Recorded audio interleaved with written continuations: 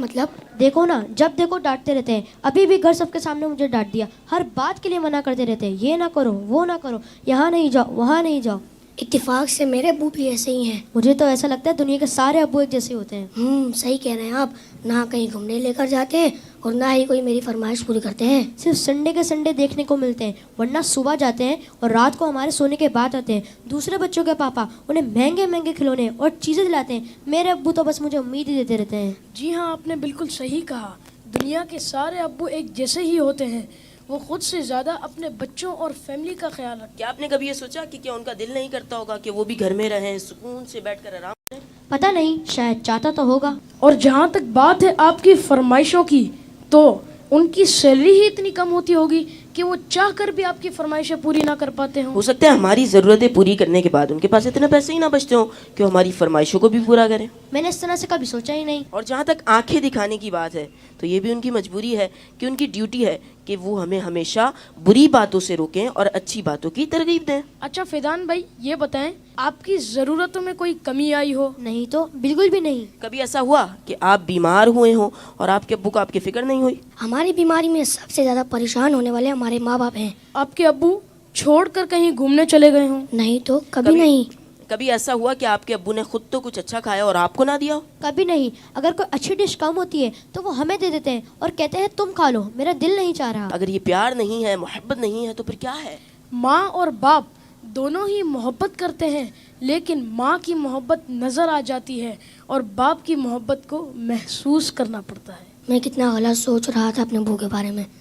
Love you अब्बू। Love you very much. बाप बाप ही होता है। बाप एक सायादार दरख्त होता है। आज इन बच्चों की बातों ने मुझे अपने वालिद भी याद दिला दिए। वाकई अच्छे खाने उन्होंने हमें ही खिलाए, अच्छी चीज़ें उन्होंने हमें ही अता की। और वो बच्चे जिनके वालिदैन उनकी फरमाइशें पूरी नहीं करते ना, उन्हें ये सोचना चाहिए। सिर्फ मैं बच्चों से बात नहीं करूंगा, घर के और भी अफराद हैं, ज़ौजा भी है, बेटी भी है। वो कहती है अब्बू आप हमारे लिए कुछ लाते नहीं है। बीवी कहती शौहर से आप कुछ लाते नहीं। उस बेचारे से तो पूछो उसकी मजबूरी क्या है। सुबह से घर से निकलता है, चाहे सर्दी हो चाहे गर्मी हो। कोई मोटरसाइकिल पर जाता है, कोई बस पे बैठ के जाता है, कोई दो दो बसें बदल के जाता है, बारिश में भी जाता है। क्यों जाता है? कि छुट्टी करूंगा तो तनख्वाह कम हो जाएगी, तनख्वाह कम हो जाएगी तो बच्चों को कैसे पूरा करूंगा, स्कूल की फीस भी देनी है, बच्चों के लिए कपड़े भी लाने हैं, खाना भी वक्त पर लाना है। हर चीज़ हमें तैयार मिलती है। उसकी सोर्स कौन है? वो सोर्स हमारे वालिद हैं। और बहुत प्यारी बात इस बच्चे ने कही कि माँ का प्यार तो नजर आता है, वालिद का प्यार महसूस करना पड़ता है। पूछो उनसे जिनका बाप चला गया।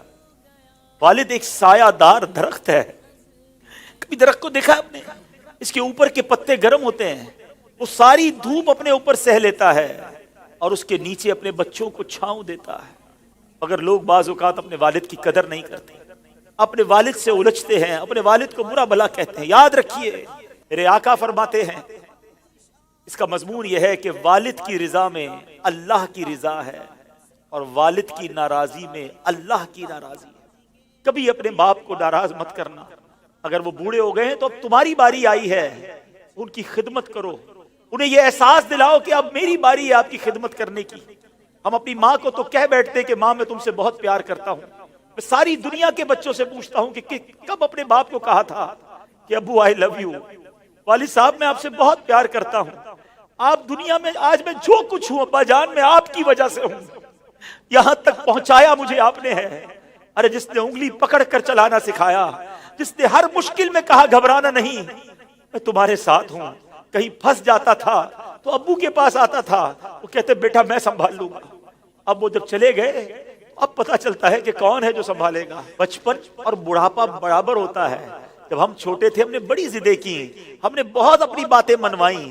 अब समझो वालिद साहब का जब बुढ़ापा आ गया तो मैंने उनकी बातें माननी है।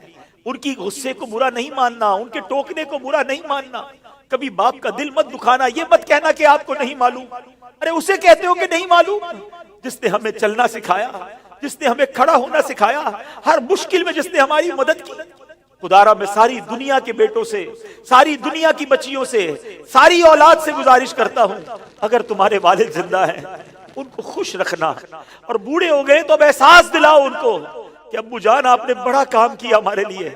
بڑی محنت کی، اب ہماری باری ہے آپ کی خدمت کرنے کی، اب ہم آپ کو سکھ پہنچائیں گے، اب آپ کسی ٹینشن میں نہ رہے، میرے پاس جو کچھ ہے ابو جان یہ سب آپ کا ہے، آپ کی وجہ سے ہے۔ تف ہے اس اولاد پر جو اپنے والد کو کہتی ہے کہ یہ میرا ہے آپ کا نہیں ہے، میں نے کمایا ہے آپ نے نہیں کمایا۔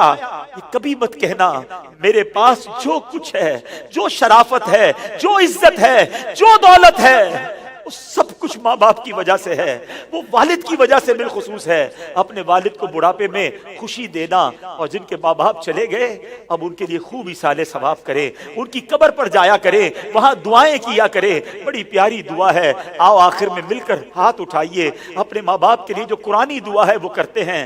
اللہم ارحمہما کما ربیانی صغیرا، اے اللہ ہمارے ماں باپ پر رحم فرما جیسا انہوں نے بچپن میں ہم پر رحم فرمایا۔ جن کے ماں باپ زندہ ہے مولا ان کو حیاتی عطا فرما، صحت عطا فرما، نیکیوں والی طویل زندگی عطا فرما، اور جن کے ماں باپ چلے گئے اے اللہ ان کی قبروں کو جنت کا باغ بنا دے، ان کی بے حساب مغفرت فرما۔ تیرے دربار میں ہم دعا کرتے ہیں، انہوں نے ہم پر بڑی مہربانیاں کی ہیں، تو ہمارے ماں باپ پر مہربانی فرما، آمین بجاہ النبی الامین صلی اللہ تعالی علیہ وسلم۔